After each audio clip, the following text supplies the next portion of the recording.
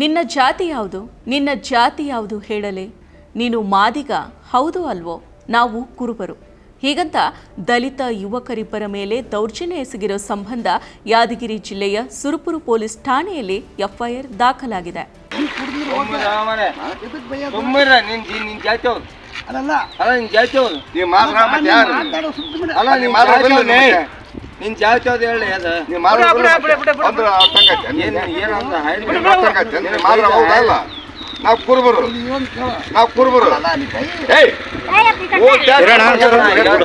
ರಸ್ತೆಯಲ್ಲಿ ಅಡ್ಡಗಟ್ಟಿ ನಿಂತು ಜಾತಿ ನಿಂದನೆ ಮಾಡುತ್ತಿರುವ ವಿಡಿಯೋ ಸಾಮಾಜಿಕ ಮಾಧ್ಯಮಗಳಲ್ಲಿ ವೈರಲ್ ಆಗಿದೆ.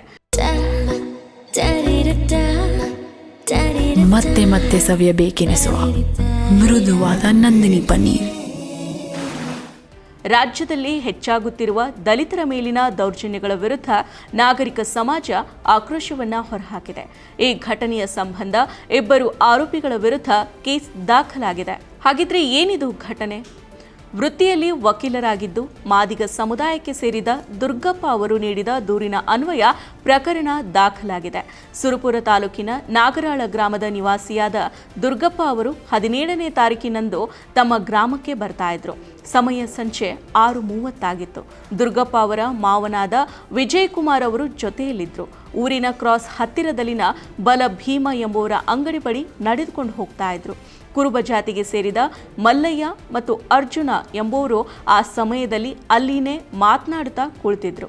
ಇವರನ್ನ ಕಂಡ ಕೂಡಲೇ ದಾರಿಗೆ ಅಡ್ಡಗಟ್ಟಿ ನಿಂತರು. ದುರ್ಗಪ್ಪ ಅವರು ಜಾತಿಯನ್ನ ಕೆಟ್ಟ ಪದಗಳಿಂದ ನಿಂದನೆ ಮಾಡ್ತಾ, ನಮ್ಮ ಎದುರಿಗೆ ಹೋಗೋದಕ್ಕೆ ಎಷ್ಟು ಸೊಕ್ಕು, ಮಕ್ಕಳೇ ಇಲ್ಲಿ ತಿರುಗಾಡಿದ್ರೆ ನಿಮ್ಮ ಕಾಲನ್ನ ಕಡಿತೀವಿ ಅಂತ ಕೊಲೆ ಬೆದರಿಕೆಯನ್ನ ಹಾಕಿದ್ದಾರೆ. ಇನ್ನು ಮುಂದುವರೆದು ಆರೋಪಿ ಅರ್ಜುನನು ದುರ್ಗಪ್ಪ ಅವರ ಶರ್ಟ್ ಅನ್ನ ಹಿಡಿದಿದ್ದಾನೆ. ಆರೋಪಿ ಮಲ್ಲಯ್ಯನು ತನ್ನ ಎಡಗಾಲಿನ ಚಪ್ಪಲಿ ಬಿಚ್ಚಿ ತಲೆಗೆ ಹೊಡೆದಿದ್ದಾನೆ. ದುರ್ಗಪ್ಪ ಅವರ ಜೊತೆಯಲ್ಲಿದ್ದ ವಿಜಯಕುಮಾರ್ ಅವರು ಬಿಡಿಸಲು ಹೋಗಿದ್ದಾರೆ. ಆಗ ಮಲ್ಲಯ್ಯನು ವಿಜಯಕುಮಾರ್ ಅವರ ಶರ್ಟ್ ಅನ್ನ ಹಿಡಿದು ಹರಿದು ಹಾಕಿದ್ದಾನೆ. ನಂತರ ಇವರಿಬ್ಬರನ್ನ ನೆಲಕ್ಕೆ ಕೆಡವಿ ಕಾಲಿನಿಂದ ತುಳಿದಿದ್ದಾರೆ. ಆಗ ಸಂತ್ರಸ್ತರು ಚೀರಾಡಿದ್ದಾರೆ. ಅಲ್ಲಿನೇ ಇದ್ದ ಪ್ರಭು ಮತ್ತು ಶಿವರಾಜ್ ಎಂಬುವರು ಬಂದು ಬಿಡಿಸಿದ್ದಾರೆ. ಹೊಡೆಯುವುದನ್ನ ನಿಲ್ಲಿಸಿದ ಆರೋಪಿಗಳು, ಮಾದಿಗ ಮಕ್ಕಳೇ, ಇವತ್ತು ಉಳಿದುಕೊಂಡಿದ್ದೀರಿ, ಇನ್ನೊಂದ್ಸಲ ಸಿಕ್ಕರೆ ನಿಮ್ಮನ್ನ ಜೀವ ಸಹಿತ ಬಿಡೋದಿಲ್ಲ ಅಂತ ಬೆದರಿಕೆಯನ್ನ ಹಾಕಿದ್ದಾರೆ. ಬಳಿಕ ಸಂತ್ರಸ್ತರು ಸುರಪುರ ಸರ್ಕಾರಿ ಆಸ್ಪತ್ರೆಯಲ್ಲಿ ಚಿಕಿತ್ಸೆ ಪಡೆದು ಚೇತರಿಸಿಕೊಂಡ ನಂತರ ಸುರಪುರ ಠಾಣೆಗೆ ಹಾಜರಾಗಿ ದೂರನ್ನ ಕೊಟ್ಟಿದ್ದಾರೆ. ಇದರ ಅನ್ವಯ ಭಾರತೀಯ ನ್ಯಾಯ ಸಂಹಿತೆಯ ಸೆಕ್ಷನ್ 115, 118, 126, 133, 352, 351 ಮತ್ತು ಪರಿಶಿಷ್ಟ ಜಾತಿ ಮತ್ತು ಪರಿಶಿಷ್ಟ ಪಂಗಡಗಳ ಮೇಲಿನ ದೌರ್ಜನ್ಯ ತಡೆ ಕಾಯ್ದೆ ಸೆಕ್ಷನ್ 31S, 32 VA ಅಡಿ ಪ್ರಕರಣ ದಾಖಲಿಸಲಾಗಿದೆ. ಇನ್ನು ಈ ದಿನ .com ಜೊತೆಗೆ ಮಾತನಾಡಿದ ದುರ್ಗಪ್ಪ ಅವರು, ಇಲ್ಲಿ ಯಾದಗಿರಿ ಜಿಲ್ಲೆಯ ಸುರಪುರ ತಾಲೂಕಿನ ನಾಗರಾಳ ಗ್ರಾಮದ ಹಳ್ಳಿಯಲ್ಲಿ ಇದ್ದಂಥ ನಾನು 17ನೇ ತಾರೀಕು ನಮ್ಮ ವಿಜಯಕುಮಾರ್ ಅಂತ ನಮ್ಮ ಮಾಮ ಮತ್ತು ನಾನು ಅದು ಸುರಪುರಿಂದ ನಾಗರಾಳ ಗ್ರಾಮಕ್ಕೆ ಹೋಗುವಂಥ ಸಂದರ್ಭದಲ್ಲಿ ಇಬ್ಬರು ವ್ಯಕ್ತಿಗಳು ಕುಂತಿರ್ತಾರೆ. ಅವರು ಕುರುಬ ಸಮಾಜಕ್ಕೆ ಸೇರಿದಂಥ ವ್ಯಕ್ತಿಗಳು ದಾರಿ ಮಧ್ಯದಲ್ಲಿ ಹಾದು ಹೋಗುವಂಥ ಸಂದರ್ಭದಲ್ಲಿ ಜಾತಿ ಎತ್ತಿ ಬೈತಾರೆ. ನೀನು ಆ ಜಾತಿ ಸೇರಿದವನೇ, ಮಾದಿ ಮಗನೇ, ಹಂಗೆ ಅಂತ ಅಸಭ್ಯವಾಗಿ ಮನಸ್ಸಿಗೆ ಬಂದಂಗೆ ಆ ಥರ ಬೈತಾರೆ. ಬೈದ ಮೇಲೆ ನಾನು ಪ್ರಶ್ನೆ ಮಾಡ್ತೀನಿ, ಯಾಕಪ್ಪ ಈ ಥರ ಬೈತಿದ್ರ, ಏನಾಯ್ತು ನಿಮಗೆ, ನಿಮಗೇನು ತೊಂದರೆ ಕೊಟ್ಟಿದ್ವಾ, ಏನಾಯ್ತು ನಿಮ್ಗೆ ಅಂತ ನಾನು ಕೇಳುವಂಥ ಸಂದರ್ಭದಲ್ಲಿ ಅಲ್ಲಿ ನಮ್ಮ ಮಾಮನಿಗೆ ಆ ಥರ ಗಲಾಟೆ ನಮ್ಮ ಮಾಮನಿಗೆ ವೀಡಿಯೋ ಮಾಡೋಕ್ಕೆ ಕೊಟ್ಟೆ. ನಾನು ಮಾತಾಡುವಂಥ ಸಂದರ್ಭದಲ್ಲಿ ಅವರು ಬಂದು, ಹೌದ್ರೆ ನೀ ಈ ಜಾತಿಗೆ ಸೇರಿದ್ದವನು, ಅದಕ್ಕೆ ನಾನು ಭಯಕತ್ತಿ ನೋಡು, ಏನು ಮಾಡ್ತೀನಿ ಮಗನೇ, ಏನಕ್ಕೆ ಅಂತೈತಿ, ಏನು ಸೆಂಟರ್ಕಂತಿ ಅಂತೇಳಿ ಎಸಿ ಆ ಥರ ಅಸಭ್ಯವಾಗೆಲ್ಲ ಬೈದಿಗೆಸಿ ನಾನು ವೀಡಿಯೋ ಮಾಡೋಕ್ಕಂತ ನಮ್ಮ ಮಾಮನ ಫೋನ್ ಕಸ್ಕೊಂಡು ಮತ್ತು ನನಗೆ ಮತ್ತು ಚಪ್ಪಲಿ ತಂದೇಸಿ ಹೊಡೆದ್ರು. ಪೂರ್ತಿ ಹೊಡೆದುಗೆಸಿ ಕೊಟ್ಟು ಮತ್ತು ಆಮೇಲೆ ನೆಲಕ್ಕೆ ಕೆಡವಾಕೇಸಿ ಕಾಲಿಂದ ಒದ್ದುಗೆಸಿ ಕಾಲಿಂದ ಪೂರ್ತಿ ಒದ್ದು ಬೇಲೆಯಲ್ಲಿ ಹಾಕಿ ಹೊಡೆದುಬಿಟ್ರು. ನಮಗೆ ಅಲ್ಲಿ ಪೂರ್ತಿ ನಾವು ಚೀರಾಡುವಂಥ ಸಂದರ್ಭದಲ್ಲಿ ಎಲ್ಲರೂ ಬಂದು ಅಕ್ಕಪಕ್ಕದಲ್ಲಿ ಬಂದುಗೆಸಿ ಬಿಡಿಸ್ಕೊಂಡ್ರು. ಈ ರೀತಿಯಾಗಿ ನಡೆದಿತ್ತು. ಯಾಕಂದರೆ ಆ ಗ್ರಾಮದಲ್ಲಿ ಈ ಒಂದು ಅಸ್ಪೃಶ್ಯತೆ ಅನ್ನೋದು, ಈ ಒಂದು ಇಂಥ ಘಟನೆಗಳು ನೋಡುವಾಗ ಇನ್ನೂ ಜೀವಂತವಾಗಿದೆ ಅನ್ನೋದಕ್ಕೆ ಒಂದು ಕಾರಣ. ಈ ಘಟನೆ ಯಾಕೆ ನಡೀತು ಅನ್ನೋಕ್ಕೆ ಒಂದು ಕಾರಣ ಏನಂತಂದರೆ, ಇನ್ನೂ ಅನ್ಎಜುಕೇಟೆಡ್ ಇರ್ತಕ್ಕಂಥ ನಮ್ಮ ಹಿಂದುಳಿದ ಭಾಗದಲ್ಲಿರ್ತಕ್ಕಂಥ ನಮ್ಮ ಯಾದಗಿರಿ ಜಿಲ್ಲೆಯಲ್ಲಿ ಅನೇಕ ರೀತಿಯಲ್ಲಿ ಅನೇಕ ಹಳ್ಳಿಗಳು ಇದ್ದರೂ ಸಹ ಈ ರೀತಿಯಾಗಿ ಅನೇಕ ಘಟನೆಗಳು ಮರುಕಳಿಸೋಕ್ಕಾಗೈತಿ. ಇನ್ನು ಮುಂದೆ ಇಂಥ ಘಟನೆಗಳು, ಜಾತಿ ವೈಷಮ್ಯಗಳು ಬೆಳೆಯದಂತೆ ಅದನ್ನು ತಡೆಗಟ್ಟಬೇಕೆಂಬುದಾಗಿ ನಾನು ಹೇಳ್ತಾ ಇದ್ದೀನಿ ನಾನು.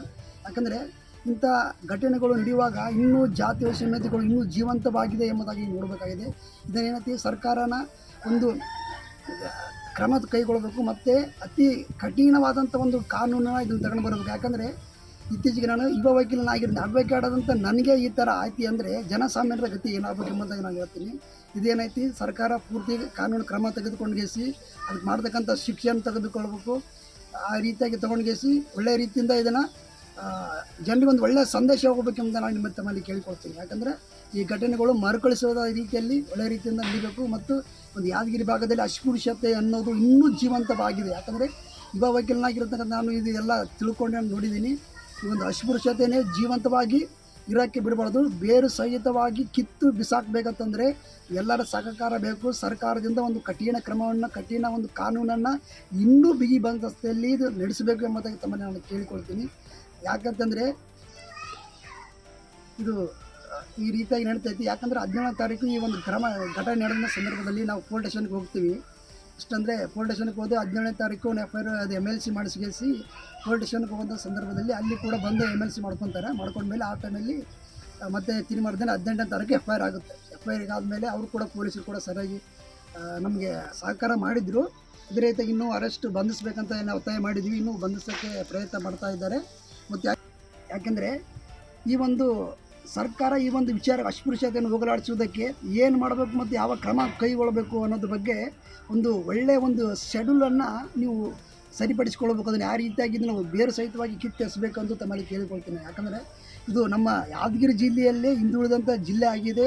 ಅಸ್ಪೃಶ್ಯತೆ ಭಾಳ ಇದೆ, ಅದನ್ನು ತೆಗೆದಾಕಬೇಕಂತ ತಮ್ಮಲ್ಲಿ ಮನವಿ ಮಾಡ್ತಾ ಇದ್ದೀನಿ. ಸರ್ಕಾರಕ್ಕೆ ಆಗ್ರಹ ಮಾಡ್ತಾ ಇದ್ದೀನಿ. ಯಾಕಂದರೆ ಇದು ಈ ಒಂದು ಗ್ರಾಮದಲ್ಲಿ ಅಷ್ಟೇ ಅಲ್ಲ, ಇದು ಇದಕ್ಕಿಂತ ಮುಂಚಿತವಾಗಿ 5, 6, 7 ಸಹಿತ ಆಗೈತಿ. ಇದು ಇನ್ನು ಮುಂದೆ ಇದು ಮರುಕಳಿಸಬಾರ್ದು ಅನ್ನೋದಕ್ಕೋಸ್ಕರ ಈ ಒಂದು FIR ಮಾಡಿರೋದು, ಅರೆಸ್ಟ್ ಮಾಡಿರೋದು. ಅದಕ್ಕೋಸ್ಕರ ಒಂದು ಸರ್ಕಾರ ಈ ಪೊಲೀಸ್ ಸ್ಟೇಷನ್ ಮತ್ತು ಒಳ್ಳೆಯ ಒಂದು ಕ್ರಮ ತೆಗೆದುಕೊಳ್ಳುವಂತ ತಮ್ಮನ್ನು ಪ್ರಾರ್ಥಿಸ್ತೇವೆ. ಹಿಂದುಳಿದ ಯಾದಗಿರಿ ಜಿಲ್ಲೆಯಲ್ಲಿ ಅಸ್ಪೃಶ್ಯತೆ ತಾಂಡವವಾಡ್ತಾ ಇದೆ. ಈ ಅಸ್ಪೃಶ್ಯತೆಯನ್ನು ಬೇರು ಸಹಿತ ಕಿತ್ತು ಹಾಕಬೇಕಾದ್ರೆ ಎಲ್ಲರ ಸಹಕಾರ ಬೇಕು. ಆರೋಪಿಗಳನ್ನು ಬಂಧಿಸಲು ಪೊಲೀಸರು ಪ್ರಯತ್ನಿಸ್ತಾ ಇದ್ದಾರೆ. ಆರೋಪಿಗಳು ತಲೆಮರೆಸಿಕೊಂಡಿದ್ದಾರೆ ಅನ್ನೋ ಮಾಹಿತಿಯೂ ಕೂಡ ಇದೆ ಅಂತ ಹೇಳಿದ್ದಾರೆ. ಮತ್ತಷ್ಟು ವಿಶೇಷ ವಿಡಿಯೋಗಳನ್ನು ನೋಡಲು ಮತ್ತು ಹೊಸ ವಿಡಿಯೋಗಳ ಬಗ್ಗೆ ತಿಳಿಯಲು ಈ ದಿನ .com ಯೂಟ್ಯೂಬ್ ಚಾನೆಲ್ ಸಬ್ಸ್ಕ್ರೈಬ್ ಮಾಡಿ ಮತ್ತು ಬೆಲ್ ಐಕಾನ್ ಕ್ಲಿಕ್ ಮಾಡಿ.